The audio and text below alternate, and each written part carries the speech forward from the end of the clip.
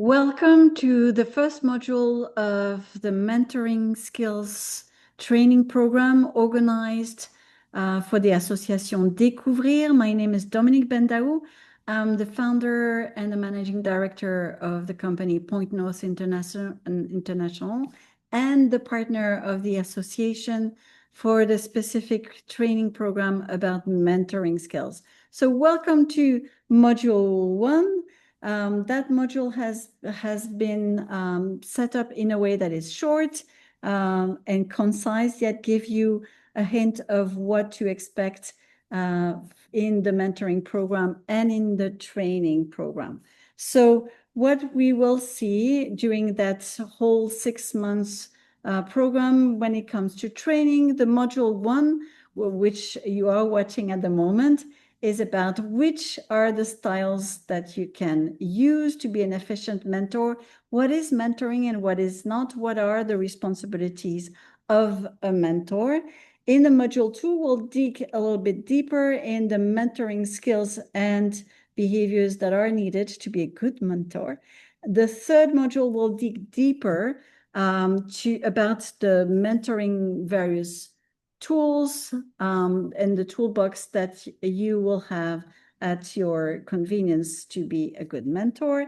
And the last module is about the specific activities of the association Découvrir mentoring program. And you'll find on the same platform lots of resources, templates, things to be used at your leisure when you need it off the shelf. So let's start at the benefits of the training program. Why did we put that training together with the association? The first reason is for you to better understand what is mentoring and what is not, versus, for instance, coaching, which some of you might have experience, to help you discover that there are various styles in mentor, and one mentor should adopt different styles, although one of them might be more spontaneous and natural to you. It's also an opportunity for you to practice or develop skills as a mentor to go beyond what we've seen being common sense, so that your mentee get the results that she is looking at or he would be looking at, depending on the situations. The other reason, and for that, I have to thank you in the name of the association for participating as a mentor to the program. But if you've chosen to become one of them, is because you've decided that you wanted to play an important part in society and help a mentee with your experience, your knowledge, your expertise. But it's definitely one of the benefits of the training program by creating that community of mentors. It's to help your mentee improve and increase her confidence by integrating in a new country, integrating in a new job. But at the same time, it's also to help you as a mentor gain that confidence that, yes, you're a good mentor. And that is not always what we think of when we register as a mentor, but yet it's very important. And the last but not least is to get to know some templates, some tools, some practices, so that you can structure and plan your mentoring session with your mentee. So all that is included in the training that we have put together. Let's look at what mentoring is and is not.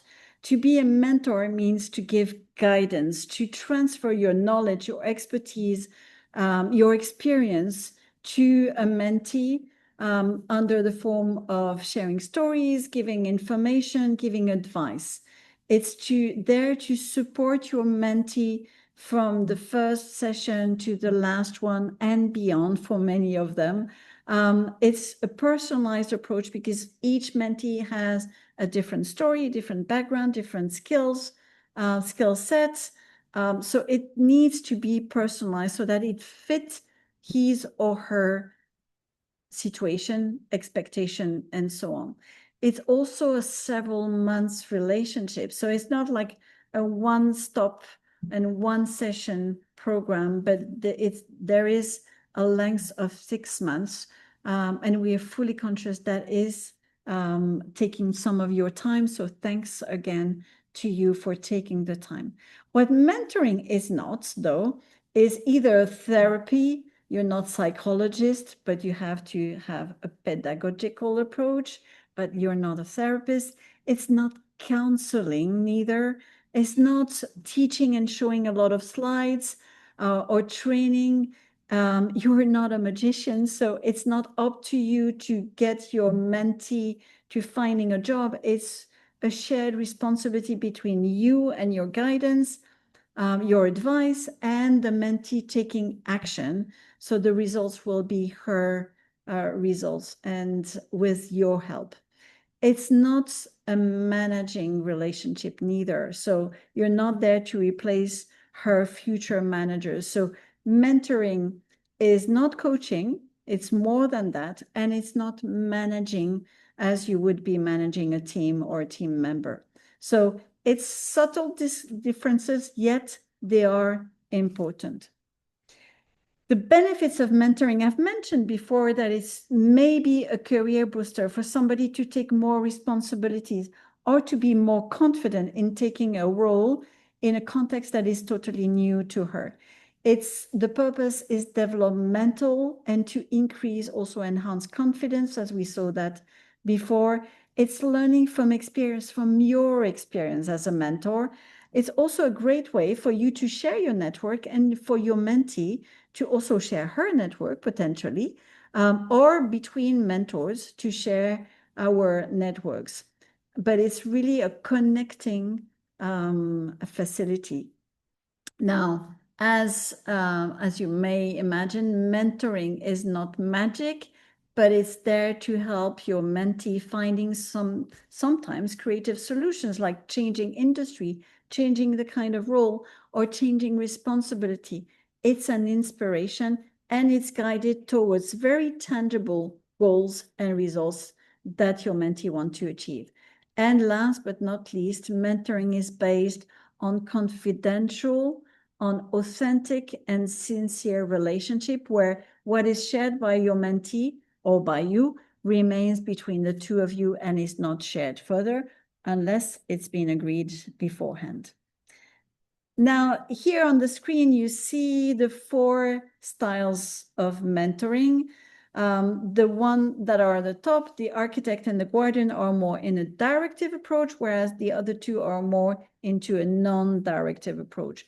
Those on the right-hand side are more nurturing needs and expectations, so specifically the guardian and the therapist, whereas those on the left-hand side, the architect and the networker, are more to stretch the intellect, to stretch the knowledge, to stretch the competencies of your mentee. Now, in one session, and certainly in the whole program, you as a mentor will have to adapt 1, 2, 3, 4 of those styles during the same session or during the same program. Why? Because at some point, your mentee will have different needs, and to help her reach her goals, you will need to adapt different behaviors, such as we do in situational leadership. We do the same in situational mentorship. Now, I'm going to show you one example with the architect, and you'll have the other 3 in details in your resources and on the slides just after that. But just to show you, for each of them, I have detailed what's the purpose of that style, when is it that it's helpful, what it consists of, and when it's necessarily needs to be there to help your mentee go to the next step.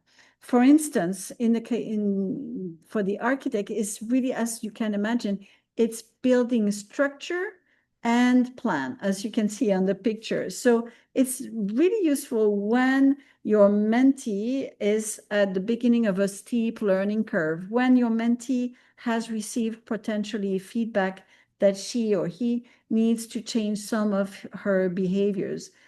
It's really to help her plan the different actions that need to take place and to put some structure to the session.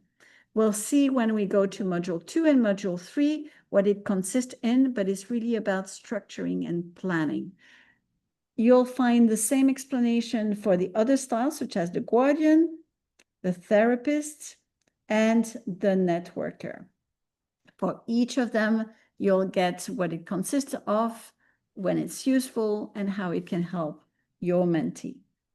Now, here on the last slide of that short introduction module, I've put the highlights, the main points that I would love that you remember of, is that mentoring is a professional relationship between you and your mentee, from you being more expert, more experienced, more knowledgeable, towards a mentee who has less experience, less expertise, or less knowledge. It's what we've seen as well is that one mentoring style doesn't fit all situations and all mentees at the same time.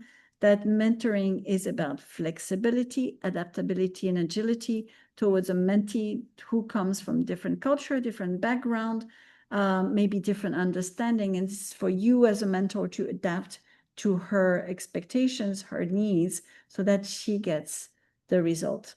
And last but not least, mentoring is a professional relationship. Yes, with empathy, with kindness, with caring, but it's a professional relationship between you, the mentor, and your mentee. So that's it for module 1. In the meantime, until I find you on module 2, you have here our contact details from the association point of view, and from mine, we're here to help. Answer your questions if you have any, or get your feedback if you have any as well. So I'll see you in module 2, and look forward to sharing my experience with you very soon. Take care. Bye.